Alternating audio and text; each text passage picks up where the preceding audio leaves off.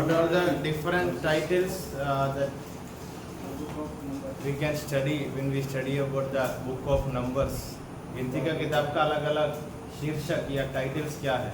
In the wilderness, book of wandering, the book of judgment, the book of murmuring. So coming to chapter 15, in chapter 15 God spoke about some other rules and regulations about sacrifices and offerings. Then in chapter 15 we can even see that from chapter 15 verse 22 there are some unintentional sins. अनजान से हम पाप कर देते हैं, वो पापों की नियम क्या है करके भी अध्याय 15 में लिखा है. अध्याय 15 का 22 से लेकर पढ़िए 22-23. अध्याय 15 चैप्टर 15 वर्सेस 22 and 23.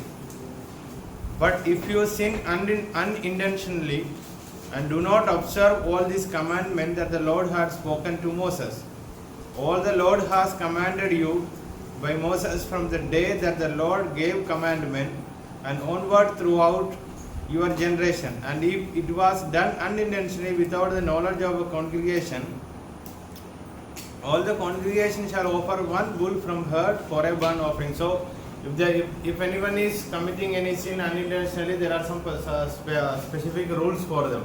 किसी ने अनजान से कुछ पाप किया तो कलीसिया का लोग मिलके बलि चढ़ाना है, ऐसा नियम अध्याय 15 में आप लोग देख सकता है. Then अध्याय 15 का 32 से लेकर again there are some rules and regulations regarding Sabbath, सब्त के दिन के बारे में फिर भी नियम लिखा है. Then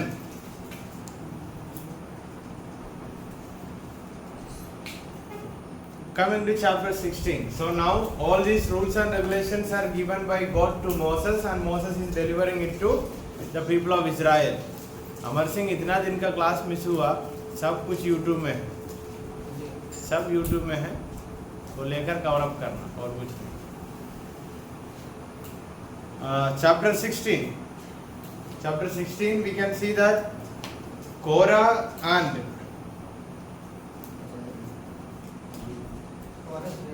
the story we can in the history we can see one more person here in the book of Numbers, that is Korah. Korah कौन था? पहले कौन था?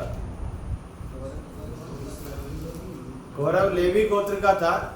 अभी मूसा के द्वारा नियम सब कुछ देने का समय कोरह और उनका पुत्र लोग क्या कर दिया? मूसा का आरोन का विरोध खड़ा हुआ. चैप्टर 16 का पहला 3 वर्सेस पढ़िए. कोरह जो लेवी का परपोता, कहात का पोता और सिसहार का पुत्र था, वह इलियाब के पुत्र दातान और अबीराम और एलेत के पुत्र, इन तीनों रूबेनियों से मिलकर मंडली के 250 प्रधान जो सभासद और नामी थे उनको संग लिया, और वे मूसा और हारून के विरुद्ध उठ खड़े हुए और उनसे कहने लगे, तुमने बहुत किया. चैप्टर 16 में पहले आप लोग दे सकता है. अभी सिर्फ 2 ही कागज लिखे इतना उस दिन रात से और कल से, ओनली 2 पेपर, वो भी मार्जिन नहीं, कुछ नहीं. किसके लिए लिखा है? ऐसे तो नहीं चलेगा. We have enough time to watch IPL. मैं रूम में जाकर आप IPL डोंट वॉच करो या फुटबॉल वॉच करो, I don't have any problem. But if you are doing your work and watching, that's okay. IPL खेलने वालों को 2-3 करोड़ मिलेगा एक गेम में, उसके बाद वो सेटल है. हम कहाँ पे भी सेटल नहीं हुआ अभी तक. और even if you play game, I don't have any problem. Even 12 o'clock 1 o'clock you can sit and play. But when the things are provided there, wifi सब कुछ है, लिखने के लिए टाइम है, तब बैठ के IPL वॉच किया तो एक दिन में फिर पता चलेगा. है नहीं कल्पेश?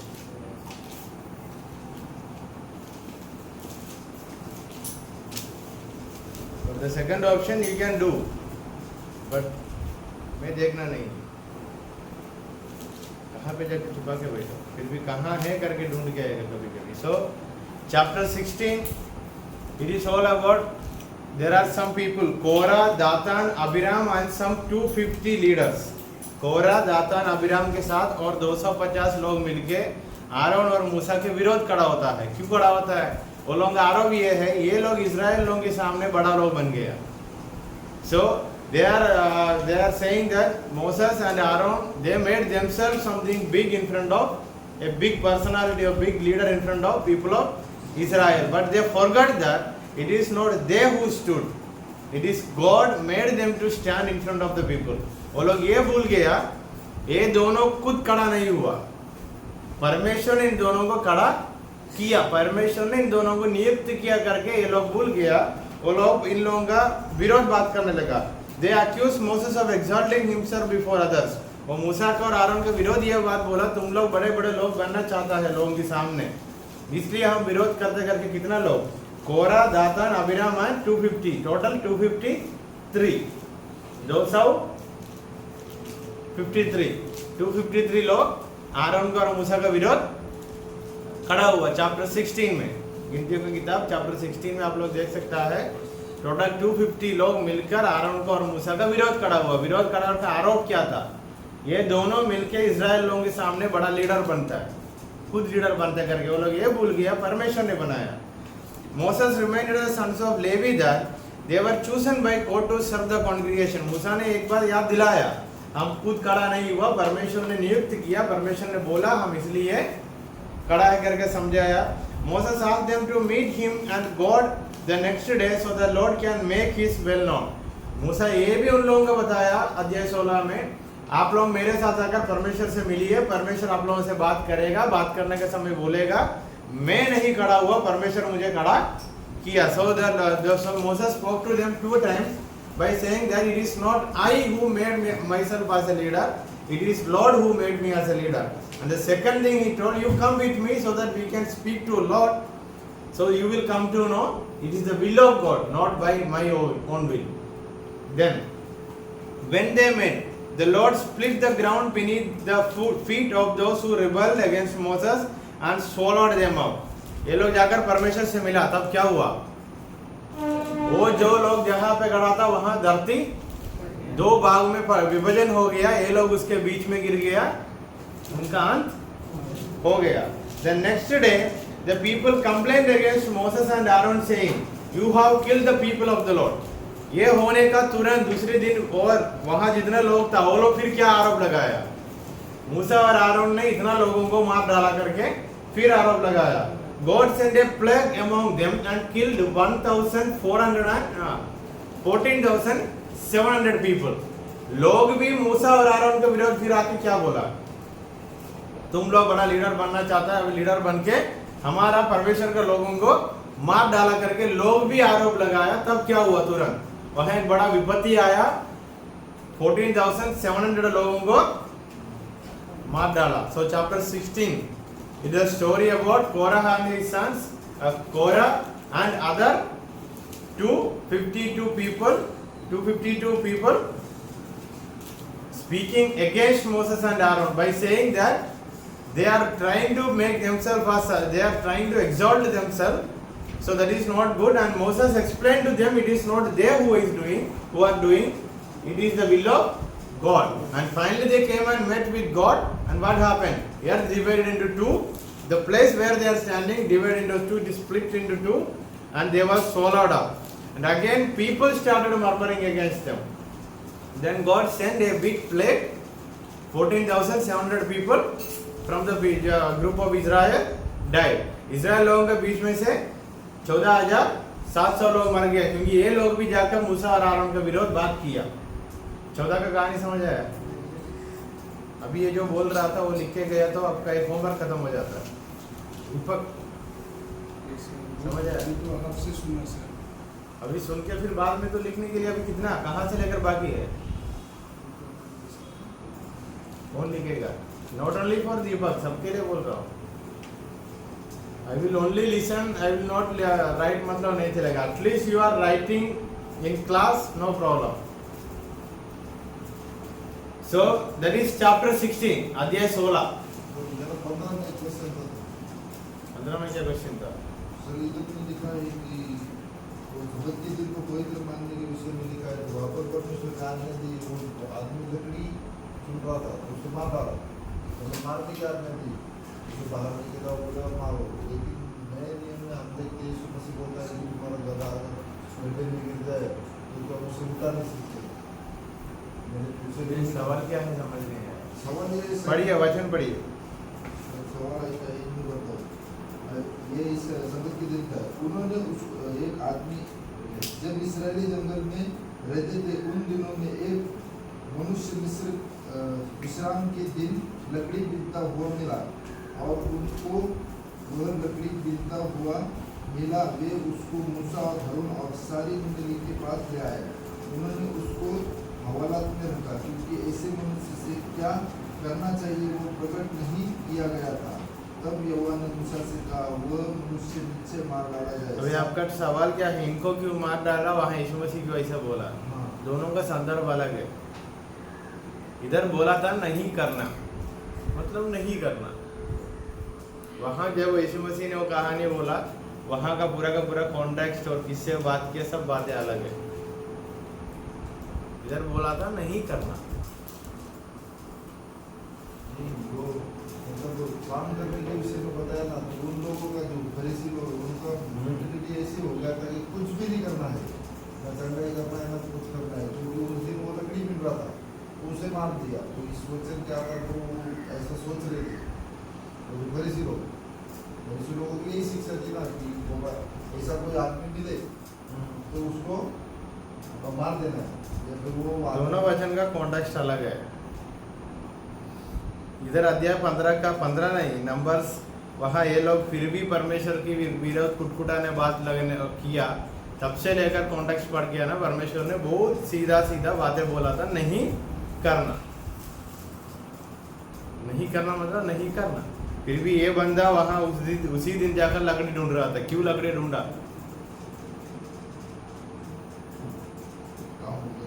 फिर आने वाला दिन के लिए है वो। परमेश्वर सही समय पर देगा करके बोलने के बाद भी फिर ये क्या करना चाहता है? पहले भी हम पढ़ा है, कुछ लोग ज्यादा इकट्ठा करके लेके आए काना। क्या हुआ काना को? बिगड़ गया। So the context is different. So chapter 16 का कहानी समझ आया ना? Coming to chapter 17. Chapter 42, verse 42. Which chapter? 42. Which chapter? Chapter 16, 42. Yeah, 42. But when the assembly gathered in the opposition, the Moses and Aaron turned to work. That is what I said. When this Korah and all these people died, again people came to Moses and Aaron and they said, what they said?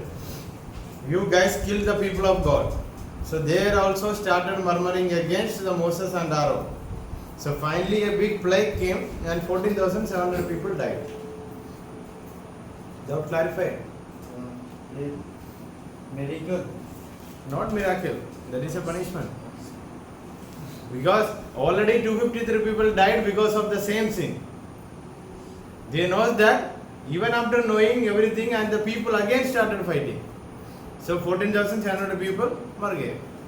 Coming to chapter 17. Aaron's God-given sign, the rod that budded. Chapter 17 का पहला 2 वचन पढ़िए. तब यहोवा ने मूसा से कहा, इस्राएलियों से बातें करके उनके पूर्वजों के घराने के अनुसार उनके सब प्रधानों के पास से एक सड़ी ले और उन 12 सड़ियों में से एक पर एक के मूल पुरुष का नाम लिखा। और लेवियों की सड़ी पर हारून का नाम ले, क्योंकि इस्राएलियों के पूर्वजों के घराने के एक मुख्य पुरुष की एक सड़ी होंगी और उन सड़ियों को मिलाप वाले तंबू में साक्षी पत्र के आगे जहाँ मैं तुम लोगों से मिला करता उसकी 8वां वचन पढ़िए. अभी कहानी ये है चैप्टर 17 में हर एक गोत्रों में से एक एक क्या इकट्ठा करने के लिए बोला? Stick, staff, not stick, it is staff. एक एक स्टाफ मतलब ये एम्प्लॉय स्टाफ नहीं है, ये डिफरेंट स्टाफ है. ये क्या बोलता है बचपन चरवाहा लोगों का हाथों में होता है.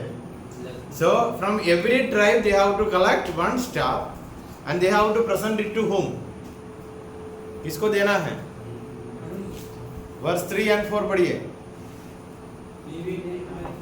और लेवियों की सड़ी पर हारून का नाम लिख, क्योंकि इस्राएल के पुरुषों के घराने के एक एक मुख्य पुरुष की एक एक सड़ी होंगी, और उन सड़ियों को मिलाप वाले तंबू में साक्षी पत्र के आगे, जहाँ में तुम लोगों से मिलाप वाले तंबू की साक्षी पत्र के आगे, जहाँ में तुम लोगों से मिला करता हूँ. जहाँ परमेश्वर से ये लोग बात करता है वहां रखने के लिए बोला, रख के ये लोग चला गया. फिर 7वां वचन, and Moses deposited the staff before the Lord in the tent of the testimony. मूसा ने यह सब कुछ परमेश्वर के सामने समर्पण किया. 8वां वचन पढ़ते पढ़ते, on the next day Moses went into the tent of the testimony and behold the staff of Aaron for the house of Levi has sprouted up. वो वचन हिंदी में पढ़िए. आरोन का स्टाफ को क्या हुआ? आरोन का लकड़ी को क्या हुआ? वहाँ हिंदी में लकड़ी लिखा है और दूसरे दिन मूसा साक्षी पत्र के तंबू में गया. नहीं, हेडिंग में स्टाफ को लकड़ी लिखा है और कुछ नाम लिखा है. छड़ी. चरवाहा का हाथों में होता है छड़ी. सो आरोन के छड़ी को क्या हुआ? 8वां वचन पढ़िए, वहाँ लिखा है. दूसरे दिन मूसा साक्षी पत्र के तंबू में गया, तो क्या देखा कि हारून की छड़ी जो लेवियों के घराने के लिए थी, उसमें कलियां फूट निकली, अर्थात उसमें कलियां लगी और फूल भी खुले और पके बादाम भी लगे थे. क्या?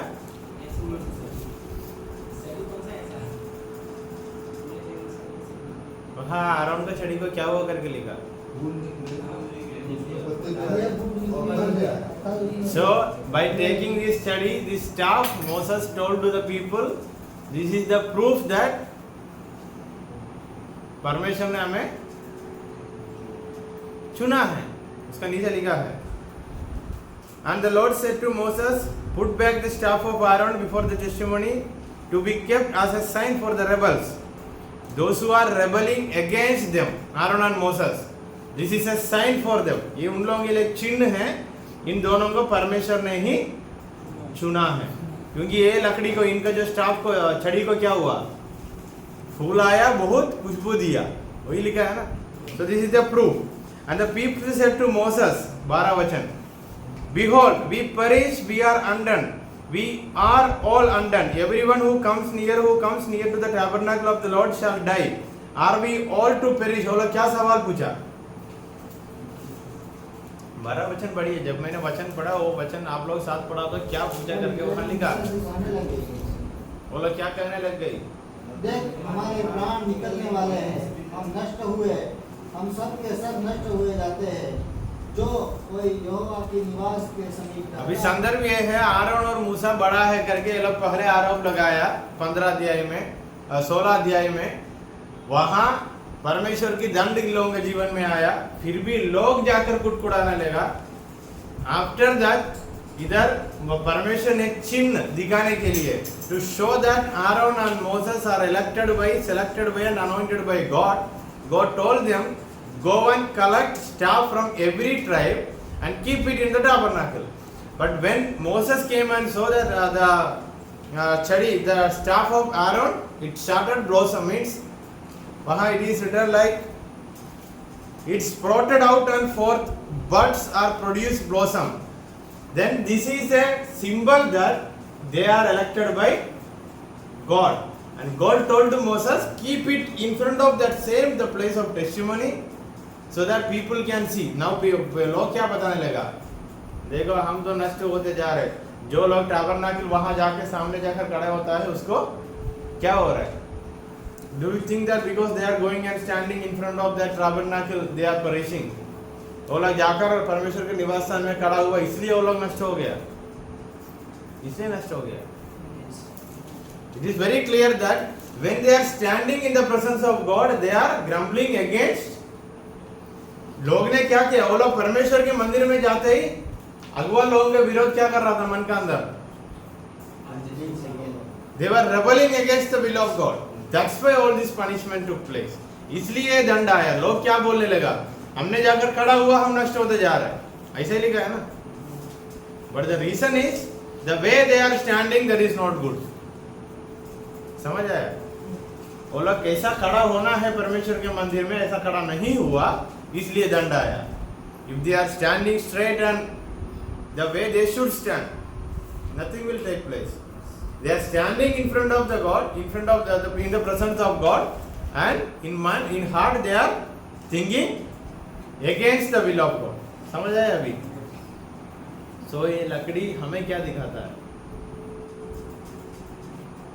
So coming to chapter 18, chapter 17 समझ आया, छोटा है चैप्टर है, और chapter 16 से जुड़ा है। Chapter 17 is related with chapter 16. In order to understand the meaning of chapter 17, you have to think about chapter 16. आशी समझ आया? अध्याय 17 का बातें समझ आना है तो 16 का कहानी मन में रखना।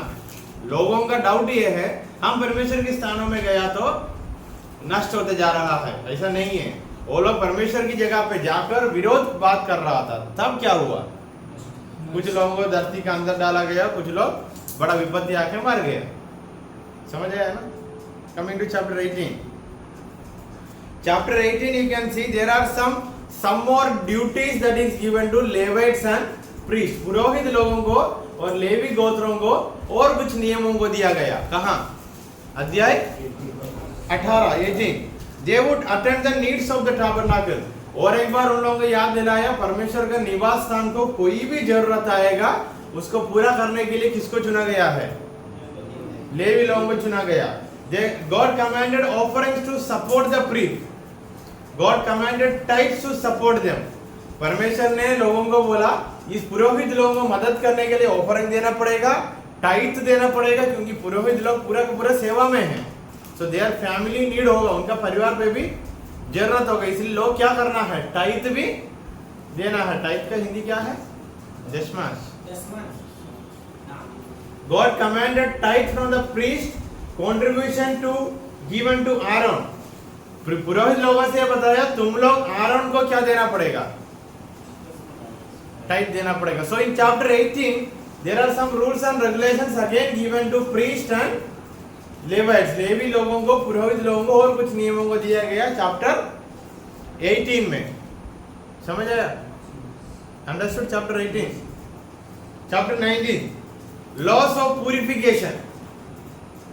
प्यूरिफिकेशन का हिंदी बताया था, शुद्ध होने के लिए कुछ नियमों को दिया। उसका हेडिंग पढ़िए, 19 का हिंदी हेडिंग पढ़िए, वहां लिखा है शुद्धिकरण की विधि। मतलब शुद्धिकरण करने के लिए क्या क्या नियमों को पालन करना है, अध्याय 19 में लिखा है। God commanded offering for a heifer outside the camp as a sin offering. Laws of purification to protect from diseases are listed. If you read chapter 19, you will come across some of the diseases and diseases name. कुछ बीमारियों का नाम आप लोग इस अध्याय में पढ़ सकता है।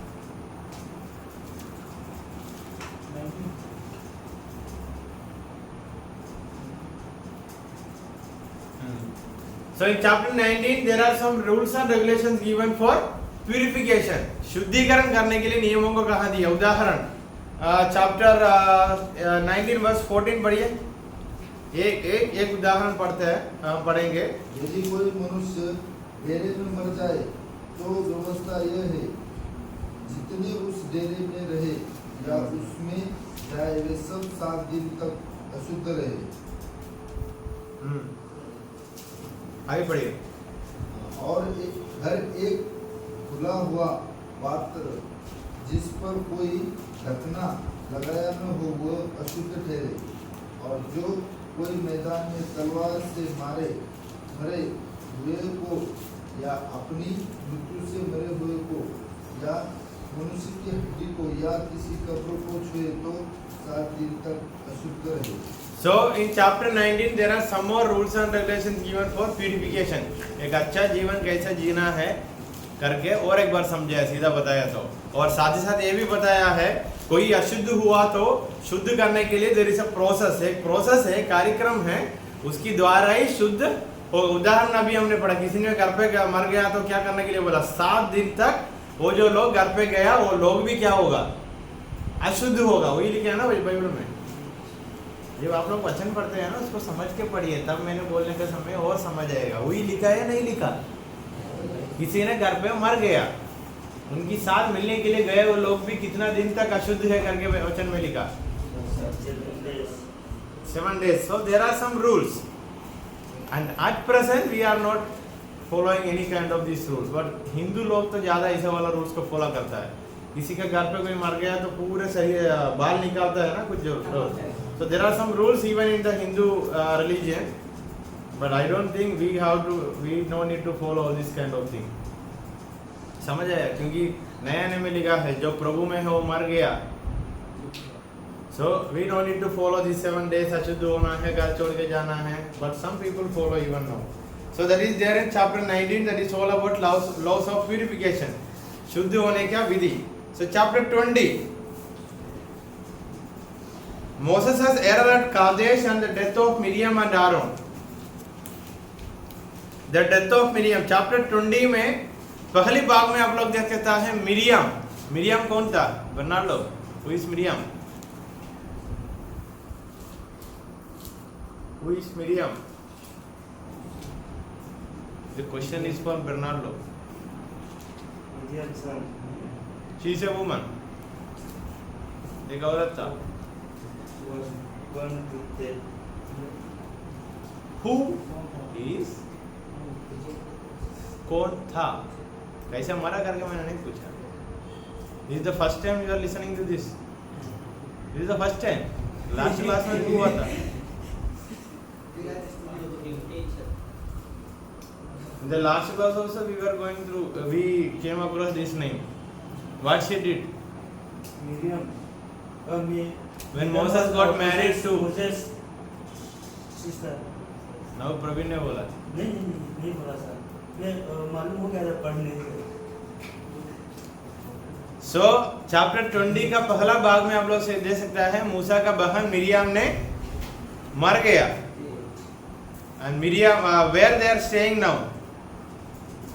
They came into the wilderness of Sin in the first month, and the people stayed in Kadesh, and Miriam died there and was buried there. Kadesh करके जगह पे आकर ये लोग रुका सफर में, वहाँ मिरियम ने मर गया. So chapter 20 का पहले भाग में मिरियम मर गया. Second, the waters of Meribah. Someone please read chapter 20 verse 2, 3, 4. Now there was no water from the community, and the people gathered in position to Moses and Aaron. They quarreled with Moses and said, "If only we had died when our brothers fell dead before the Lord. Why did you bring the Lord's community Then read. into this wilderness, that we and our livestock should die here?" Okay, thank you. So they stayed in Kadesh and Miriam died there. Again, now there was no water in the ground. उन लोगों को पानी नहीं था. पानी नहीं होने की वजह से ये लोग फिर भी मूसा का विरोध बात किया. मूसा ने परमेश्वर से प्रार्थना किया. मूसा से परमेश्वर ने क्या बोला? And Moses took the staff from before the Lord and he commanded him. परमेश्वर ने बोला तेरे हाथों में क्या था? क्या है? वो जो स्टाफ है उसको लेकर कहाँ मारने के लिए बोला? पत्थर पे मारने के लिए बोला, but with respect, with due respect. But मूसा ने क्या किया? गुस्सा से मारा. And in chapter 20 verse 12 God spoke to Moses. क्या पढ़िए? But the Lord said to Moses and Aaron, "Because you did not trust in me enough to honor me as holy in the sight of the Israelites, you will not So bring to understand this that, read from community." chapter 20 verse 10 onwards. मूसा ने गुस्सा में पत्थर पे लकड़ी लेकर staff लेके मारा. 10 से लेकर पढ़िए. 20 का 10 से लेकर. Then Moses and Aaron gathered the assembly together before the rock, and he said to them, "Here now, you rebels, shall we bring water for you out of this rock?"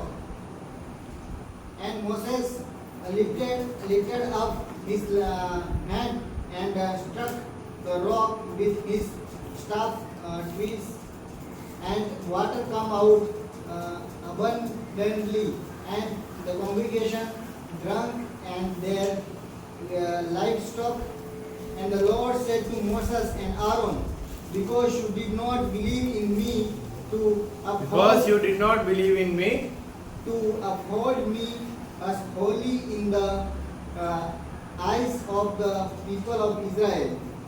Therefore, you shall not bring this assembly into the land that I have given them. so मूसा ने गुस्सा में पत्थर से मारा, and the complaint from the complaint was there was no water. So God told to Moses, तुम लोग मेरा ऊपर विश्वास नहीं रखा, इसलिए वो जो वाचा का देश में उन लोगों को लेके जाने के लिए तुम लोग तो नहीं होगा. छोटा सा ही गलती है ना. मूसा को पहली बार भी बहुत बार परमेश्वर ने समझाया था, फिर भी परमेश्वर ने तुरंत उत्तर बोला तुम लोग तो वहां तक नहीं जाएगा. आफ्टर दैट, उसके बाद इस्राएल लोगों को एदोम की जगह से चल के जाने के लिए बोला, एदोम की करीब से चल के जाने के लिए बोले, ये लोग मना कर दिया. उसके बाद आप लोग देख सकता है आरोन मर गया, आरोन की जगह पर एलियासर ने आ गया. So where Aaron died and they journeyed from Kadesh, and the people of Israel, the own congregation, came to Mount Hor. And the Lord said to Moses and Aaron at Mount Hor, on the border of the land of Edom, let Aaron be gathered his people, for shall not enter the land I have given the people of Israel, because you rebelled against my command, the waters of Meribah. Meribah का जो जगह पे पानी का जगह पर आरोन और मूसा की गलती की वजह से उन लोगों को परमेश्वर ने बोला तुम लोग वाचा के देश में नहीं जाओगे. उसके बाद आप लोग देख सकता है एदोम करके जगह से जाने के लिए इजराइल लोगों से बोला, इजराइल लोगों ने मना कर दिया. उसके बाद देख सकता है आरोन ने मर गया, आरोन की जगह पे नया कौन आया? एलियासर आया. एलियासर कौन है? Who is एलियासर?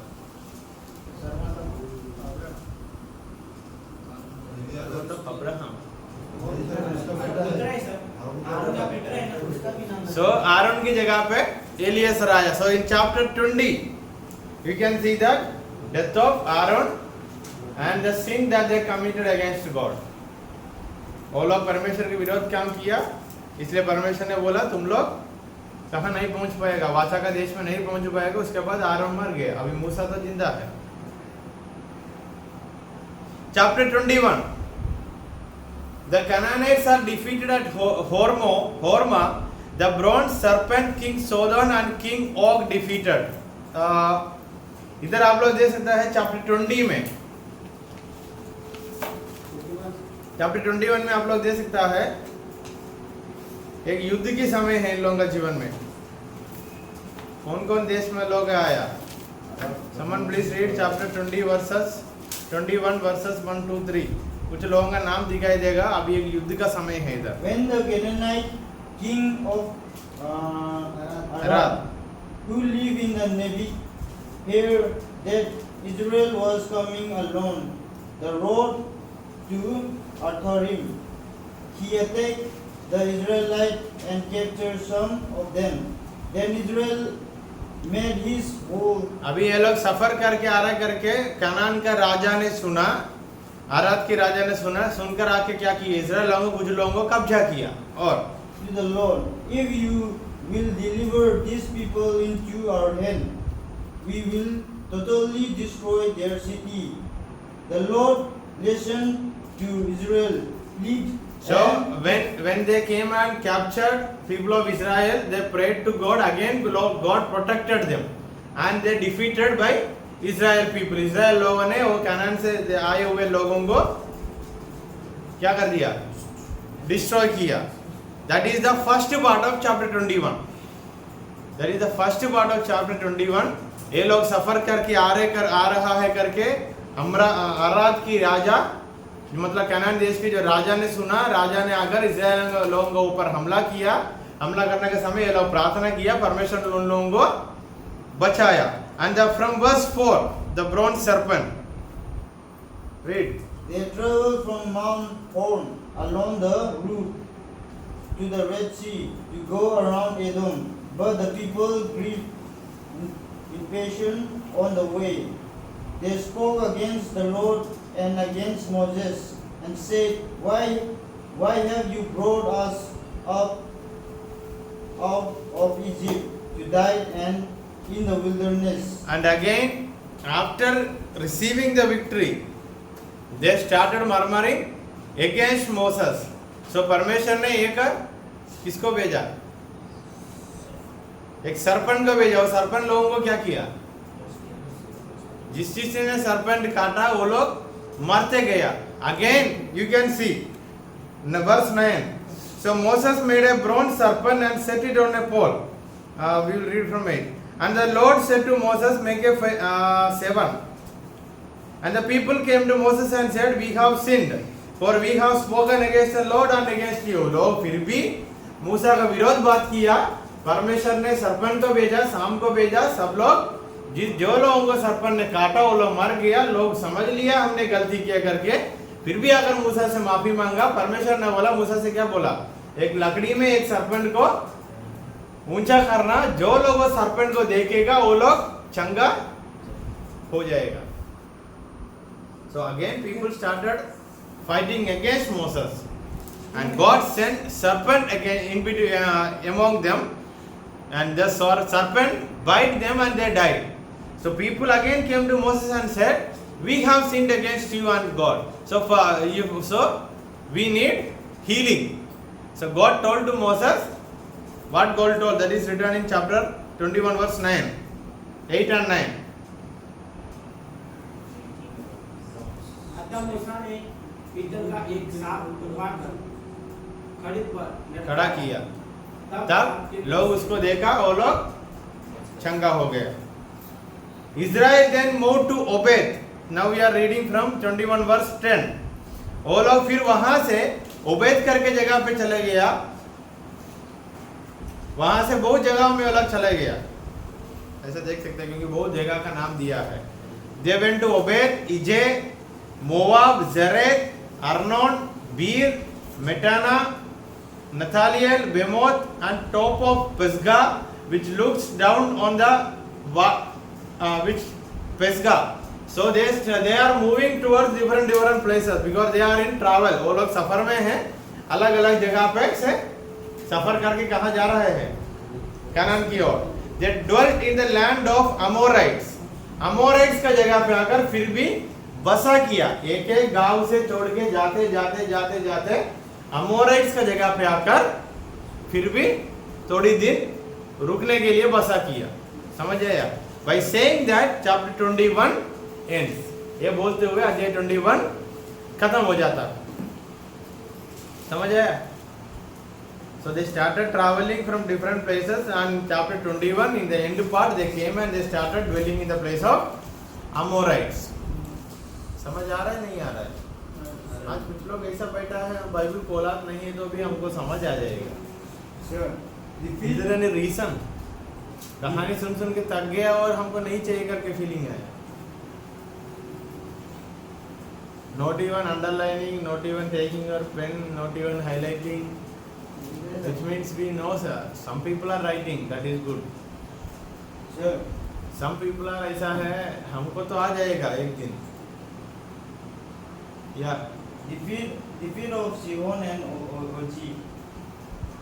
Again they fought with these people and they defeated them because they are traveling through different places and there were attacks in between, so they defeated them. Coming to chapter 22, this story we know already. The story of Balak. Chapter 22, Balak of Moab and the prophet Balaam. Balak was concerned about the strength of Israel and sent men to Balaam to ask him to ask God to curse Israel. Balak कौन था?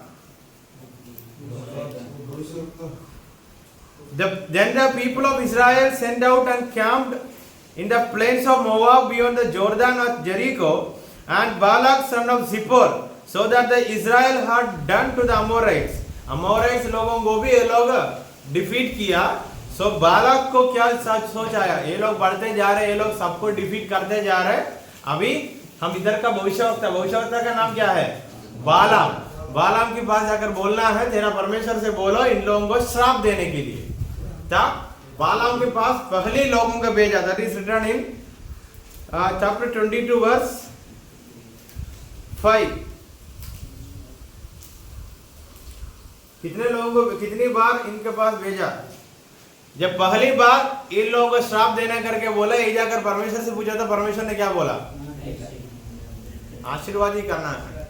फिर दूसरी बात जब Balak ने क्या किया, और कुछ चीजों को गिफ्ट देंगे करके भेजा, तब बालाम का मन ये गिफ्ट के ऊपर भी है, परमेश्वर के वचन पे भी है। फिर भी जाकर प्रार्थना किया, परमेश्वर ने क्या बोला? नहीं। That is written in chapter 22 verse 15। Once again Balak sent princes more in number, more honorable than this, and they came to Balaam and said to them, "They says Balak the son of Zippor, let nothing hinder you from coming to me." And again in verse 19, "So you too, please hear here tonight, that I may know that what more the Lord will say to me." Balak ने जब दूसरी बार ये लोग आया, बोला तुम लोग इधर ही रुकना, मैं परमेश्वर से और एक बार पूछ के आता हूँ। परमेश्वर ने पहले से बोल रहा है नहीं करना, श्राप नहीं देना, क्योंकि वो लोग परमेश्वर से चुने हुए लोग हैं। And God came to Balaam at night and said to him, "If the men have come to call you, rise and go to them, but only do what I tell you." परमेश्वर ने बोला ये लोग तुझे मिलने के लिए आया, ठीक है, तू जाके उन लोगों से बात करना, फिर भी जो बातें मैं बोलता हूँ वही करना। Verse 21. So Balaam rose in the morning and saddled his donkey and went with the prince of Moab. But God's anger was kindled against because he went, and the angel of the Lord took his stand in his way. बाकी कहानी में बताता हूँ, ये परमेश्वर से रात को प्रार्थना करके फिर भी निकल पड़ा। ये इनके लिए परीक्षा का जैसा समय था। ये डोंगी को लेकर आगे चल पड़ा। जाते जाते एक जगह पर गधे ने रुक गया। The donkey stopped, and this fellow started beating the donkey by saying, "Why it is stopping in between?" ये क्यों रुक गया करके उसको मारा। तब डोंकी ने क्या बोला? डोंकी भी बात करने लगा। That is in verse 23. And the donkey saw the angel of the Lord standing in the road. Donkey ने किसको देख के रुक गया? परमेश्वर का दूत क्या पकड़ते हुए खड़ा है, इसलिए वो रुक गया। Donkey turned aside out of the road and went into the field, and Balaam struck the donkey. Donkey ने वो तलवार के साथ परमेश्वर का दूत को देखते हुए दूसरी जगह पे चला गया। बालाम ने क्या किया? डोंकी को मारा। Verse 24. Then the angel of the Lord stood in the narrow path between the vineyard, with a wall on either side. And when donkey saw the angel of the Lord, she pushed against the wall and pressed Balaam's foot against the wall. For example, first time डोंगी ने सीधा सीधा रास्ता पे देखा परमेश्वर का दूत को तलवार के साथ। सेकंड टाइम दोनों तरफ बंद है, बीच में कौन खड़ा है? बीच में परमेश्वर का दूत खड़ा है। अभी डोंगी को इधर उधर जाने का जगह नहीं है, इसलिए वो दीवार की साइड पे गया डोंगी ने। तब बालाम को फायर क्या हुआ? The donkey went to the sides of the wall by pressing the foot of Balaam. Then in verse 25, and when the donkey saw the angel of the Lord, she pushed against the wall and pressed Balaam's foot against the wall. So he struck her again. Then the angel of the Lord went ahead and stood in a narrow place. परमेश्वर का दूत और कुछ आगे चले जाकर खड़ा हुआ। But there was no way to turn either to right or the left. Now there is no place that they can turn to right or left. There is only way. Chapter 20, verse 27. When the donkey saw the angel of the Lord, she lay down under Balaam, and Balaam's anger kindled, and he struck the donkey with his staff. Then the Lord opened the mouth of the donkey, and she said to Balaam, "What I have done to you? You have struck me these 3 times." कितनी बार मारा? 3 बार ये डोंगी को परमेश्वर का दूत दिखाई दिया, 3 बार इनको इन्हें मारा। तब गधे ने मुंह खोल के क्या पूछ रहे? क्यों मुझे मार रहा है? Why you are beating me? Just imagine how Balaam's looking. ये डोंगी ने मुझसे बात कर रहा है, ऐसा कैसे हो गया? Verse 29. And Balaam said to the donkey, "Because you have made a fool of me, I wish I had a sword in my hand." डोंगी से बालाम ने क्या बोला? तू मुझे पागल बनाया, मेरे हाथों में एक तलवार है तो था ना, अभी मैं क्या कहता हूँ? अभी डोंगी क्या सोचा होगा, अरे भैया मैंने तलवार के साथ परमेश्वर को दूत को देखकर खड़ा हूँ, तो मुझसे बात कर रहे, ऐसे सोचते हैं ना डोंगी। डोंगी किसको देखा तलवार के साथ? अभी बालाम जो है, मेरे हाथों में एक तलवार है तो ना अब भी मैंने तुझको काट डाल देते। डोंगी का मन के अंदर क्या होगा? Verse 30, and donkey said to Balaam, am I not your donkey on which you have ridden all your life long to this day? डोंगी ने क्या बोला वचन 20 में 30 में, क्या मैं आज तक तुझे लेके इधर उधर घुमा था, वो डोंगी नहीं हूँ क्या? मैं जानबूझ के किया। It is my habit to treat you of this way, and he said no. डोंगी ने बालाम से पूछा, मैंने इतना दिन तुझको लेके चलाया था, क्या मेरा आदत है क्या तुझे आपको ऐसा करने का? मैं हर दिन अच्छा से किया, आज ऐसा होने के एक रीजन है। Verse 31, then the Lord opened the eyes of Balaam and he saw the angel of the Lord standing in the way with his drawn sword in his drawn sword, मतलब तब ये सब कुछ डोंगी से बात होने से बाद Lord opened the eyes of Balaam and he saw the angel of the Lord standing, drawn sword मतलब वो तलवार को वो जगह से निकाल के ऐसा खड़ा है अटैक करने के लिए। अभी भैया को बालाम को समझ आ गया मेरा गधे क्यों ग्रुप के। Then we are reading chapter 22. The Lord told Balaam to go on, but he would bless the Israel instead. He is leaving angered the Lord, so the angel of the Lord stood in Balaam's and the donkey's way. The donkey diffused. The Lord opened the eyes of Balaam and told him to go to Balak, but he will speak only what the Lord put in. अभी बालाम से परमेश्वर ने बोला तू जाना, ठीक है, फिर भी जो मैं बोलता हूँ वही बातें बालाक के सामने जाकर खड़े होकर बोलना। By saying this, chapter 22 done, खत्म। चैप्टर 22 याद रखने के लिए इजी है। इधर ज्यादा डायलॉग किसका है? गद्दी का है। ज्यादा बात कौन करता है? किससे बात करता है? एक भविष्यवक्ता से। परमेश्वर का भविष्यवक्ता मानने वाला व्यक्ति से गधे बात किया। So if God wants us to speak through anything, anytime, it is possible. Chapter 23. Balaam blesses Israel. 7 altars were built and 7 bulls and 7 rams were offered. 7 वेदियां बनाया और 7 बुल्स को लेके आया। बुल्स का हिंदी क्या है? बैल को लेके आया बलिदान चढ़ाने के लिए। When Balaam spoke, Israel was blessed and God was glorified. बालाम ने जाकर बात किया, श्राप नहीं किया, क्या किया? आशीर्वाद किया, क्योंकि ऐसा था सफर बालाम का। Barak was upset with Balaam, but Balaam said he could only speak what God had placed in his mouth. Balak ने बहुत नाराज हो गया, किससे? बालाम से, क्योंकि क्या करने के लिए बुलाया था? श्राप देने के लिए। आकर क्या किया? Again 7 more altars were built and 7 bulls and 7 rams were offered. और एक बार और 7 वेदियों को बनाया। When Balaam spoke again, he glorified the strength of God and declared that nothing could work against the plan of Israel.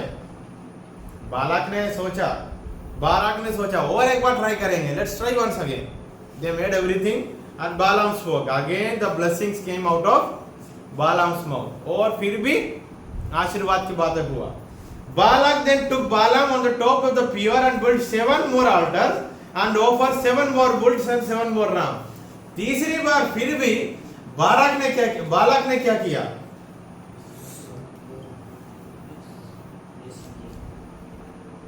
फिर भी वेदी बनाया, फिर भी बालाम को लेके गया। उसके बाद ये बोलते हुए चैप्टर 22 खत्म होता है। It is connected with chapter 23। Chapter 23 is connected with chapter 24.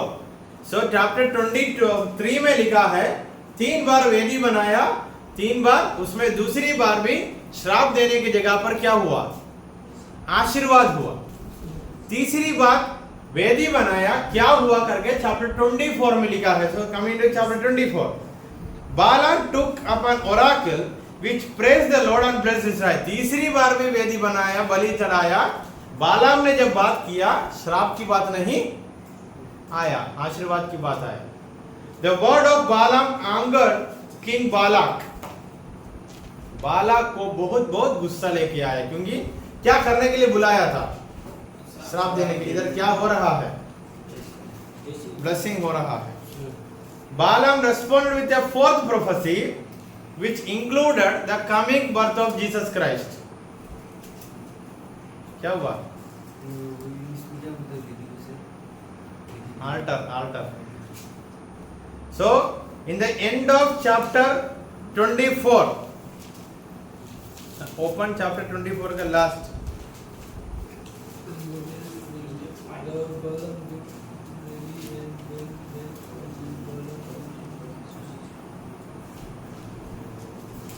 Read chapter 24 verse 10.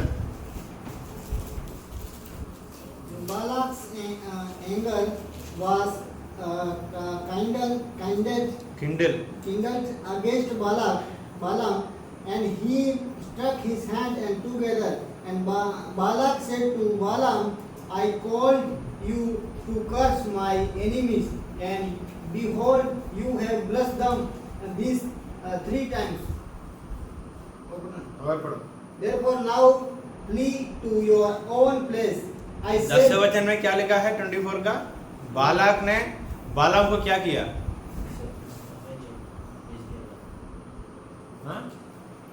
क्रोध बढ़ता उसके ऊपर।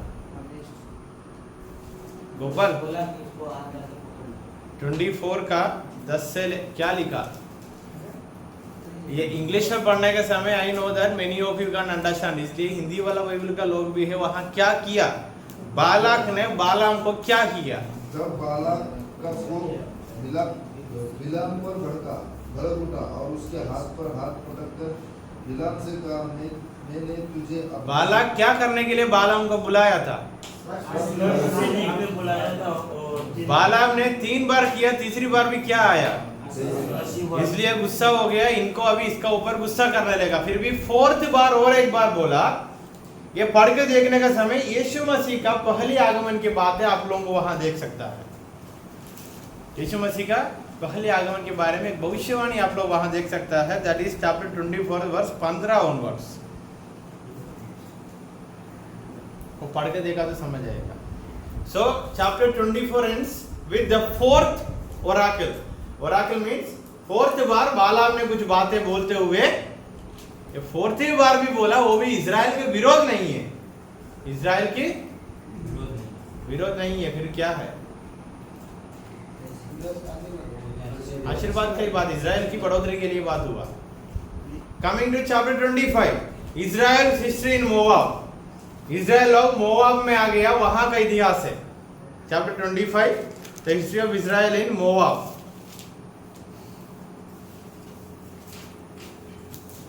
So here you can see about Baal worship. The people committed harlotry with the woman of Moab. The people offered sacrifices to the gods of Moab. Eleazar the son of Aaron ran a spear through the Midianite woman and a guilty Israel, and Lord praised his zeal. Thus God's anger was prevented from consuming all of Israel. किसी ने पढ़ी है 24 का verses 1 to 5. Israeli Sikkim में रहते थे और वे लोग मोआबी लड़कियों के संग कुकर्म करने लगे। और जब उन स्त्रियों ने उन लोगों को अपने देवताओं के यज्ञों में न्योता दिया, तब वे लोग खाकर उनके देवताओं को दंडवत करने लगे। जो इसराइली बाल और देवता को पूजने लगे, तब यहोवा का कोप इसराइल पर भड़का। इधर फिर देख सकता है, ये लोग मोआब जो देश से क्या नहीं करना करके नियम था, उनसे कुछ रिश्ता ही नहीं चाहिए करके बोला था। फिर भी ये लोग जाकर वहां का लड़की लोगों से शादी किया था। परमेश्वर शादी किया, उसके साथ साथ क्या भी किया, उन लोगों का जो देवी देवताओं के लिए ये लोग बलि चढ़ाना शुरू किया। तब परमेश्वर ने गुस्सा किया, क्या बोला? वहां का सबको पकड़ना, सब पकड़ के जो लोग ये काम करते उसको, किससे बोल रहे परमेश्वर ये बातें? मूसा से। So God spoke to Moses, catch them and kill them. Coming to 25 verses 6. पढ़िए। And behold, one of the people of Israel came and brought a Midian woman to his family in the sight of Moses and in the sight of the whole congregation of the people of Israel while they were weeping in the entrance of the tent of meeting. और When Phinehas, the son of एलियासर ने क्या किया करके वहां लिखा? एलियासर ने क्या किया? the son of the priest, so he rose. Deepak, what Eliasar did? So you don't even know which chapter you are reading. We are reading from chapter 25 and he is reading from chapter 27. नहीं हवा से sir photo देखने गया नहीं हवा से snipe यार, हवा से उड़ गया था। हम कहाँ पढ़ रहे, वो भी बोल के पढ़ रहा है ना। सीधा बताओ कितने लोगों के कहानी बोरिंग लग रहा है? You are feeling bored? Because I am reading from here and some people are reading in English, some people are not even looking into the Bible. At least take your pen and if I am saying we are reading from chapter 25 verse 6, underline that and see that we are reading from chapter 25 का 6 वचन। वहाँ कहानी क्या है? एलियासर ने क्या किया करके मैंने सवाल पूछा। What Eliasar did? He got up and took the spear in his hand. And what he did? लोगों Israelites follow the way and the एलियासर ने किसको क्या किया? इलियाजर ने नहीं सर, इसे देख इलियाजर का पुत्र फिनेहास। हाँ, Eleazar the son of Aaron. Aaron का पुत्र एलियासर करके लिखा फिनेहास है। ने वो बर्छी दिया और दोनों को मार दिया। So again they went to a place called Moab and they started marrying the women and daughters of Moabites and they worshipped their God also. परमेश्वर का गुस्सा आया, God got angry and God told kill these people. And again Eliasar committed what? Eliasar son of Aaron ran a spear through a Midianite woman and a guilty Israel. And the Lord praised his zeal. Thus God's anger was prevented from consuming all Israel. एलियासर की ये कामों की वजह से परमेश्वर इस्राएल लोगों को क्या किया? पढ़ना है तो किसी ने हिंदी में बहुत अच्छा से उसको पढ़ना है। एलियासर ने क्या किया, क्या करने से इस्राएल लोगों को परमेश्वर बचा करके समझ आता है। पढ़ने के लिए बोल रहा हूँ। जब पढ़ने का समय बाकी लोग वो वचन में देखना। इसे देखकर इलियाजर का पुत्र फिनेहास जो हारून याजक का पोता था, उसने मंडली में से उठकर हाथ में बर्छी ली और उस इस्राएली पुरुष के डेरे में जाने के बाद वो भीतर गया और उस पुरुष और उस स्त्री दोनों के पेट में बर्छी भेज दी। इस पर इस्राएलियों में जो मरी फेंक गई थी वो थम गई और मरी से 24,000 पुरुष मर गए। सो वहां बाल वर्शिप करने वाले लोगों को ये एक सबूत है। If you are doing this kind of thing, God will punish you in the same way. वहां जो बाल देवदास है, those are worshipping to Baal god और other god of Moabites. Moabites का गॉड को बाल का नाम पे माना जाता है। So if you are worshipping him, this is the end of your life. So this was a sign. By doing this, God again prevented the people of Israel. परमेश्वर इस्राएल लोगों को फिर भी बचा के रखा। Then God ordered Moses to harass and attack Midianites because they seduced Israel with their schemes. परमेश्वर मूसा से बोला, ये मिदियान लोगों को इधर से कुछ भी करके निकालने की जरूरत है, क्योंकि वो लोग इस्राएल लोगों को कुछ भी करके फंसाना चाहता है। क्या करना चाहता है? वो पढ़ने का समय और एक बार भी याद रखने की जरूरत है। कमिंग टू बालाम, बालाम ने क्या करते करते गया था? ये जो बालाम था, the prophet, in the end he already inform the people of Israel. क्या बोला?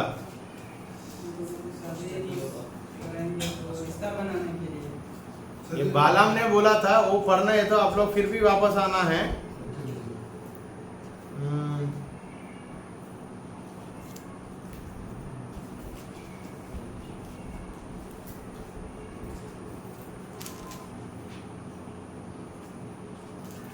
The evidence we will get from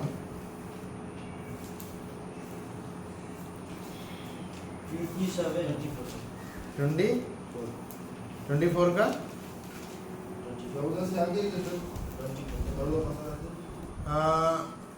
someone please read chapter 31, 16, 17, 18. There you will understand this Balaam made a trick in this way while advising to the people of Israel.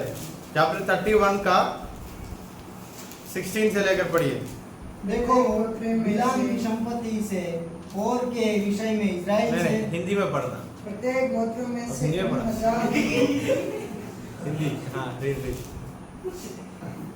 देखो बिलाम की संपत्ति से और के विषय में इजराइलियों से यहोवा का विश्वासघात इन्हीं ने कराया और यहोवा So की मंडली बालाम को परमेश्वर ने आशीर्वाद देने के लिए भेजा था. उसी समय बालाम ने एक ट्रिक यूज किया था.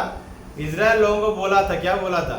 इसलिए बाल बच्चों में से ऐसा वाला शादी ये सब कुछ बातें करने के लिए मतलब गलत एडवाइस दिया. बालाम gave a wrong advice to the people of Israel that made them to ended up marrying Moabite women.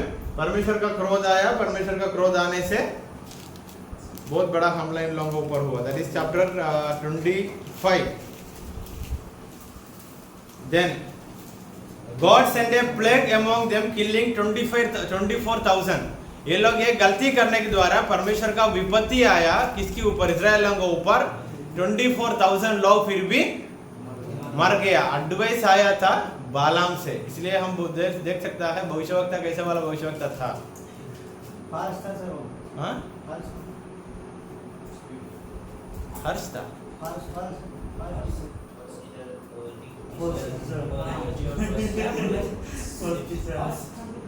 मुझे समझ नहीं आया. फॉल्स प्रॉफिट था. आपने क्या बोला? Parse. He was a false prophet. He took the advice of God and he went and he did something from his own hand also. उन्होंने परमेश्वर का अगुवाई लिया फिर जाते जाते खुद का हाथों से में कुछ काम करके आ गया.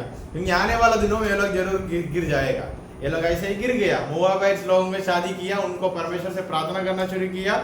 बलि चढ़ाना शुरू किया. परमेश्वर कितने लोगों को मार डाला? 24,000.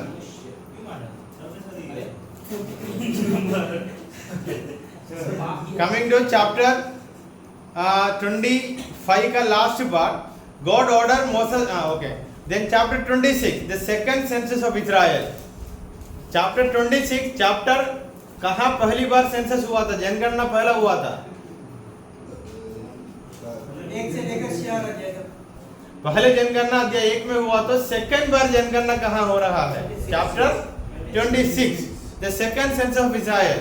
Moses and Eleazar were commanded by God to take a census of Israel 20 years old and above. 20 साल का उम्र का ऊपर वाला लोग है या 20 साल वाला उम्र लोग है, इन लोगों को गिनती करने के लिए मूसा को और किसको बोला? एलियाजर को बोला. क्योंकि अभी आराम नहीं है. आराम कहाँ मर गया?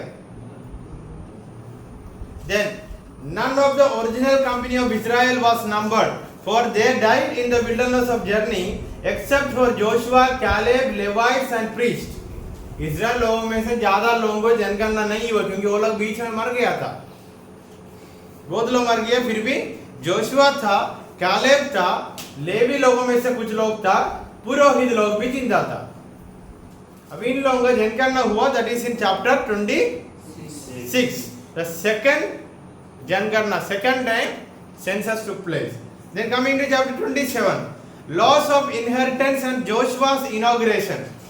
अभी चैप्टर 27 में आप लोग देख सकता है वाचा का देश में जाने के बाद जगह को कैसा विभाजन करके लेना है करके नियम को दिया. साथ ही साथ जोशुआ का इंट्रोडक्शन भी हो गया. Who is Joshua?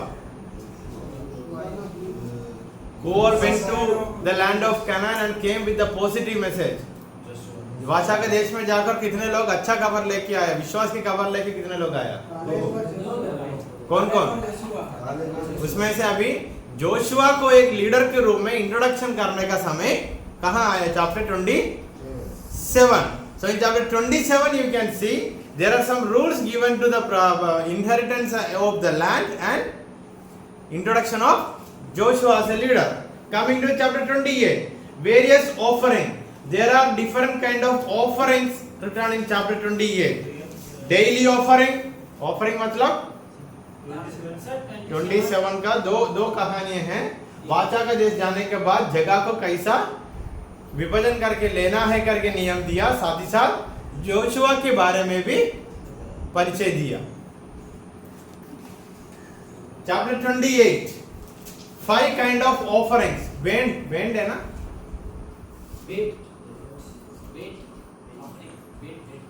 बे लिखकर ऊपर बिंदु का वहां एक डॉट आता है क्या? बा एक ही मात्रा और डा उतना ही है थोड़ा।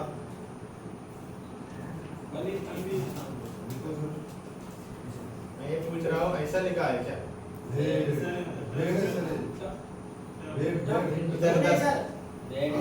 वो नहीं हटा है ना अरे हटा है ऐसे कर छोड़ दो। ये वाला हां ये इधर डॉट आता है, नहीं पूछ रहा हूँ। सिर्फ भेंट समझ लो। Offering, there are 5 kind of offering. किसी का मोबाइल है तो एक बार गूगल में ढूंढो ऑफरिंग। फिर भी क्या है, पिंपल नहीं आया तो वो थोड़ा देखो, नहीं तो offering is offering. There are 5 kind of offering. Daily offering, हर दिन देने का ऑफरिंग है। देन सबत ऑफरिंग, सबत का दिन देने का ऑफरिंग है। मैंने ऑफरिंग बोलने के समय आप लोगों को समझ नहीं आया तो क्या है करके देखने के लिए बोल रहा हूँ। बेंट ऑफरिंग का हिंदी क्या है? Someone please read chapter 28 का हेडिंग। समूह के बलिदान। बलिदान अलग अलग बलिदान है। अध्याय 28 में 5 अलग अलग तरीका का बलिदान के बारे में लिखा है। हर दिन देने का बलिदान, सबत का दिन देने का बलिदान, daily offering, Sabbath offering, monthly offering, महीने में एक बार देने का offering, then passover, Pesach का दिन देने का offering, then feast of weeks, हफ्ताओं को मनाने के लिए ऑफरिंग। संजय का नींद आ रहा है, जाकर मुंह धो के आओ। ऐसे गिरते जा रहा है, बहुत अच्छा ठंडा आ रहा है, फैन है, ठंडा ठंडा हवा। कहानी तो ऐसा चल रहा है, बहुत बातें आ रहा है तो बोरिंग लगेगा। दीपक, हम कौन सा अध्याय से पढ़ रहे हैं? सर अभी तो 26 का सॉरी 28 का ये अध्याय पढ़ रहे सर। 28 टुडे है ना? बिंदु आता है At any cost, 28 का sir. at any cost, you have to finish at least. You started from Numbers, right?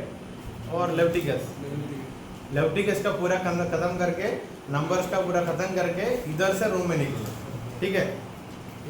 समझ आया अच्छे से? Those who are not getting time in your room for writing, for next time if I catch you there sitting simply watching IPL or something, you will be here only till 11 o'clock. Today for example Deepak will be here. So in chapter 28 there are 5 kind of offering: daily offering, then Sabbath offering, monthly offering, Passover offering and feast of week. तो हर दिन देने का offering है। Offering का हिंदी क्या था? बलिदान। हर दिन बलि चढ़ाने का है। सबत का दिन बलि चढ़ाने का है। सबत का दिन मतलब कब है? 7वां दिन। देन मंथली, महीने में एक बार बलि चढ़ाने का है। देन पासओवर कैसे मनाते थे वो लोग? पासओवर के लिए ऑफरिंग है। ये सब कुछ अध्याय 28 में एक एक वचन को मतलब वचन को विभाजन करके लिखा है। Then feast of weeks, that is written in chapter 28 verse 26। पहला फल को लेके आने का। ये गांव में आप लोग शायद करता है, आप लोगों के कलिसिया में आपका कैदी से पहला फल को लेके जाता है ना कलिसिया में, वो वाला है feast of weeks. On the day of the first fruit when you offer a grain offering, a new grain in the Lord, वो आप लोग पढ़ सकते हैं, that is feast of weeks. Feast of weeks, what is mean by feast of weeks? It is written in chapter 28 verse 26. So that is all about chapter 28. Coming to chapter 29, there are some additional offerings. और कुछ बलिदान extra दिया है। उसमें पहला है trumpet offering. जब वो तुरही का आवाज निकालता है तब बनाने का। चैप्टर 29 बोलिए। ये ट्रम्पेट ऑफरिंग कब मनाना है? चैप्टर 29 का 1 में लिखा है। फिर 7वें महीने के पहले Fourth day of seven months. सभा हो, उसमें परिश्रम ना कोई काम ना हो। Then day of atonement offering, मेल मिलाप की दिन में ऑफरिंग करना है, वो लिखा है चैप्टर 29 का 7वीं वचन। कब मनाना है? 10 days of 7 months. Then feast of tabernacle offering, निवास स्थान का बलि कब है? वो चैप्टर 29 का 12। फिर 7वें महीने के 15वें दिन को सो चैप्टर 28 एंड 29 मिला के कितना ऑफरिंग है? 8 offering. So in exam the question में be list out the 8 types of offering which is there in the book of Numbers. गिनती का किताब में 8 अलग अलग तरीके का ऑफरिंग का नाम लिखिए। समझ आया? Then chapter 30 the law concerning vows, vows का हिंदी शपथ। शपथ के बारे में कुछ अलग अलग नियमों को दिया। When vows are made they are not to be broken. पहला नियम ये है, अगर कुछ शपथ लिया तो उसको कभी भी तोड़ना नहीं होगा। Vows in different relationship are detail, अलग अलग रिश्ता में अलग अलग तरीका का शपथ होता है, उसके बारे में भी नियम दिया। कहां? Chapter 20 chapter 30। चैप्टर 30 में वोस का हिंदी क्या है?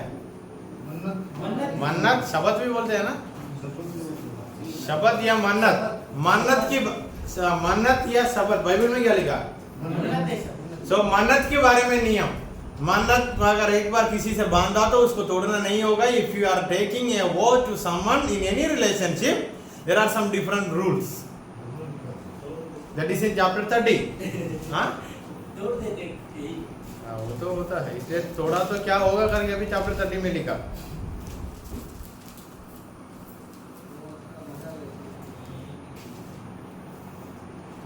We can say of a law was as pledge. Then chapter 31 heading क्या है? Read chapter 31 verse 1 to 3. मिद्यानियों से बदला लेना। हाँ, मिद्यानियों से बदला लेना। फिर यहोवा ने मूसा से कहा, मिद्यानियों से इस्राएलियों का बदला ले। बात को तू अपने लोगों में जा मिलेगा। तब मूसा ने लोगों से कहा, अपने में से पुरुषों को। so in chapter 31 में आप लोग पढ़ सकते हैं मिद्यानेट के विरोध परमेश्वर का काम है, सीधा बोला तो। क्योंकि ये मिद्यानेट लोग प्लान बना के, योजना बना के इस्राएल लोगों को फंसा रहा था। उदाहरण के लिए शादी का कहानी। But at the same time God punish the people of Israel. Israel लोगों को परमेश्वर ने दंड दिया था, कितने लोगों को मार डाला था? 24,000। क्यों? नियम मिलने के बाद भी किसी का बात सुनकर, किसी का एडवाइस सुन के जाके क्या किया? समझ आया? इसमें से हमको क्या सीख मिलता है? नियम मिला, do not engage with Midianites. But हाँ, ऑफ कोर्स बालाम ने एडवाइस दिया, फिर भी ये लोग जाकर क्या किया? बट इसका अंदर क्या है? मन के अंदर सोच है, मौका मिला तो मैं, किसी ने सोच लेके आया, स्कीम बनाया, हमने कर दिया। सो चैप्टर 31 में मिद्यानिट लोगों को मार डालने का कहानी है। मिद्यानिट लोगों के ऊपर हमला करने के लिए मूसा से परमेश्वर ने आज्ञा दिया। सो chapter 31 speaks about killing down or killing the people of Midianite because of their bad schemes against the people of Israel. So in chapter 31 verses 16 onwards you will see that it was a plan, it was an advice of Balaam that trapped the people of Israel. But God punished Israel people. ये लोगों को बालाम की अगुवाई से गिर गया, फिर भी बालाम का इजराइल लोगों को परमेश्वर ने क्या किया? Punishment दिया। So chapter 32 some tribes settled east of the Jordan. 32 Reuben and Gad settled in Gilead. पढ़िए 32 का 2-3 वचन। रूबेनियों और गादियों के पास बहुत से जानवर थे।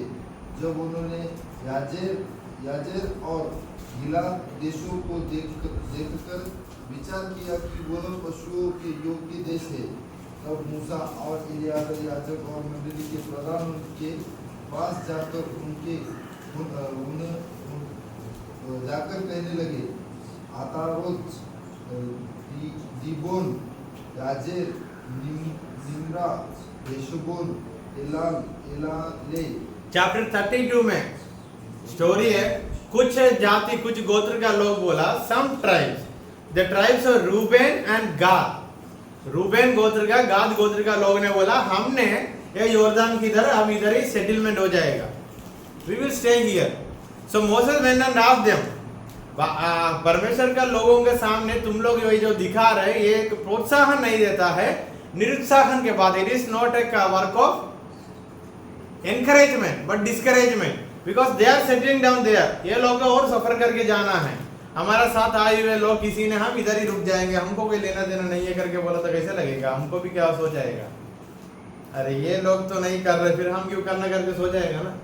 इसलिए मूसा ने इन लोगों से बोला, तुम लोगों ये काम क्या इजराइल लोगों का मन का उत्साहन देता है क्या वो वहां तक चल के जाने के लिए, और ये लोग लड़ाई के लिए और है और युद्ध और बाकी है, तुम्हारा लोगों को बैठ के देखने के लिए परमेश्वर ने बोला है करके पूछता है। कहाँ? चैप्टर 32 में।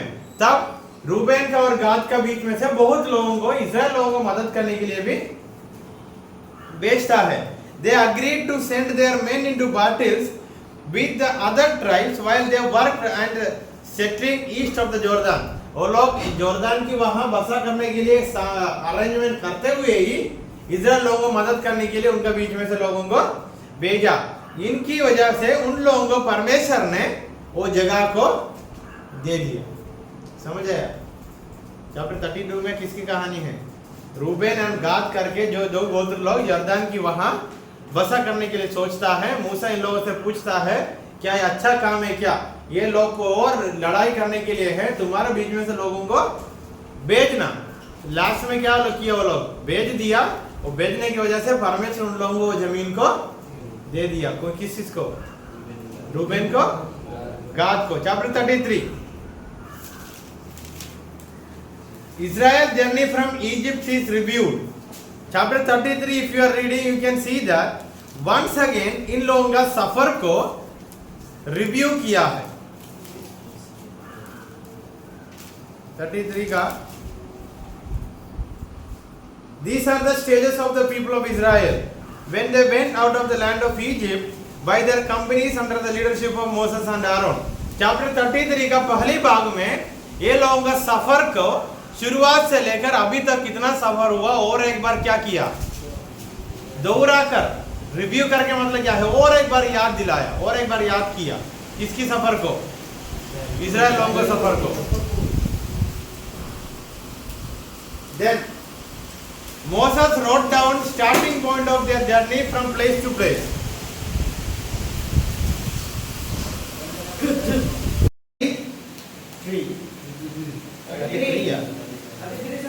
Coming to chapter 33, Moses wrote down the starting point of their journey from place to place. मूसा ने इन लोगों का सफर का शुरुआत से लेकर अभी तक कहाँ तक आया, एक एक जगह के बारे में लिखना शुरू किया। Aaron died on Mount for during the 40th year of the journey in the wilderness. Aaron ने कब मर गया? इन लोगों का सफर का 4था साल में, 40. Instructions are given for the conquest of Canaan. अभी हम देख सकते हैं चैप्टर 33 में this is the time of preparation. Kanan का देश में एंटर होने का preparation.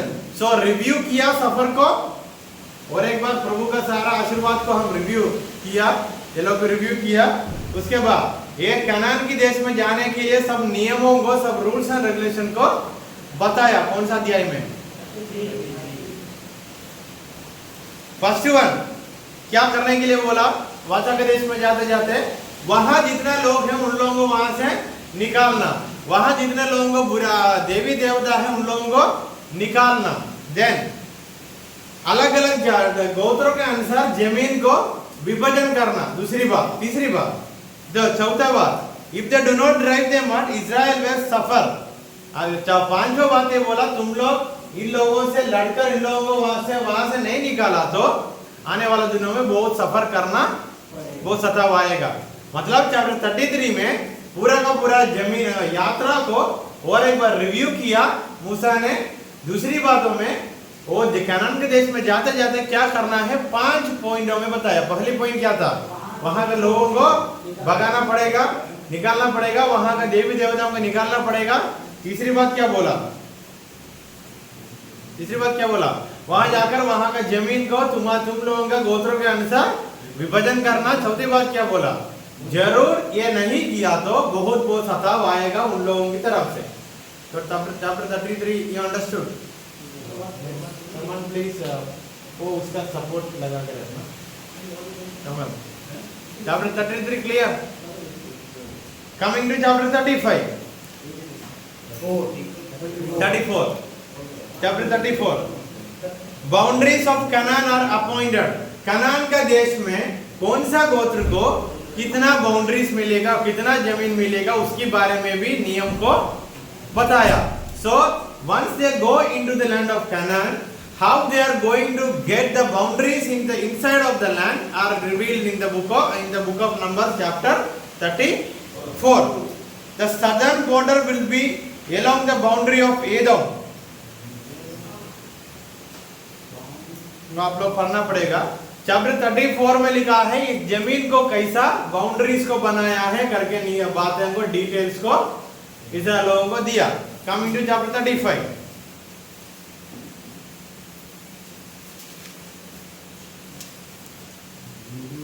cities for the Levites and cities for refuge. Cities were appointed for the Levites to live in. Levi लोगों को कहां जीना है करके कहां बताया है चैप्टर 35 चैप्टर 35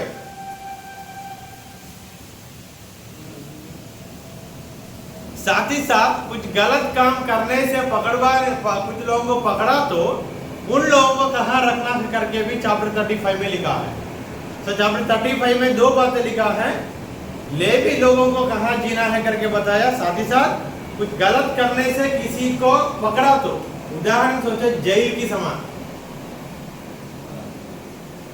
किसी ने गलत काम किया तो उन लोगों को पकड़कर अलग जगह पे जीने के लिए दिया। समझ आया? That is in chapter 35। Coming to chapter 36 शादी कैसे करना है करके भी चैप्टर 36 में नियम को दिया। शादी कैसे करना है चैप्टर 36 में। Everyone should read this. आप जब बाद में पर्सनली पढ़ना, अभी नहीं। Chapter 36 marriage of female heirs. पढ़िए उसका हेडिंग। हिंदी सर्वोदा की बेटियों का भाग। हाँ की बेटियों का भाग। पढ़िए उसका 2-3 वचन। फिर यूसुफियों के कुलों में से गिलाद जो माकीर का पुत्र और मनसे का पोता था, उसके वंश के कुल के पितरों के घरानों के मुख्य पुरुष मूसा के समीप जाकर उन प्रधानों के सामने जो इस्राएलियों के पितरों के घराने के मुख्य पुरुष थे कहने लगे, यहोवा ने हमारे प्रभु को आज्ञा दी थी। अभी चैप्टर 36 में शादियों के बारे में कुछ नियम बताए। उदाहरण के लिए मेरी बेटी को जमीन था, उससे जो हस्बैंड शादी करेगा, ये बेटी का जमीन किसको जाना है, वो शादी किया लड़का का गोत्र को जाना है, ऐसा कुछ नियम था, पुराना नियम है। When you read you will understand। कुछ लोग उसके लिए शादी करता है, वो अलग बात है।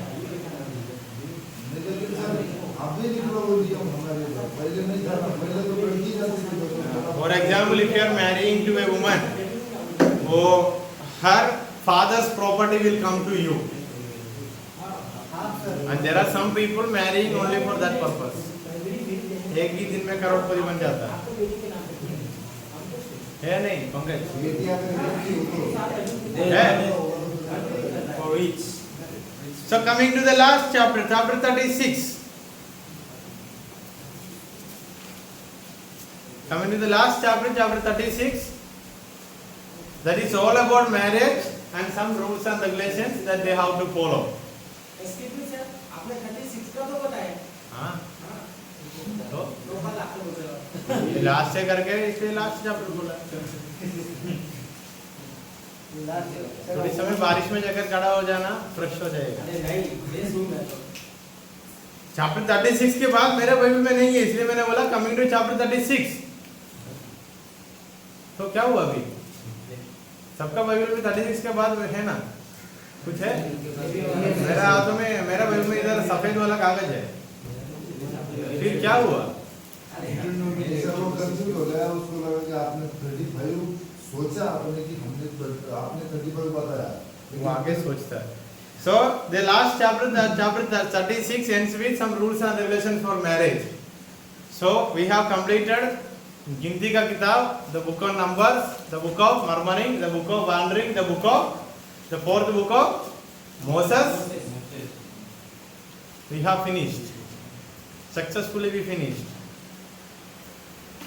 So in chapter, in order to summarize the book of Numbers, we can say that it is all about the census of people of Israel, and it took place 2 times. Once in chapter 1 and once in chapter 26. And there are some rules and regulations given to each tribe, to each leader and each member. And there are 8 kind of offerings which we can see. Isn't it? And there is a preparation in chapter 33 to enter into the land of. And this will continue in the 5th book of Pentateuch, that is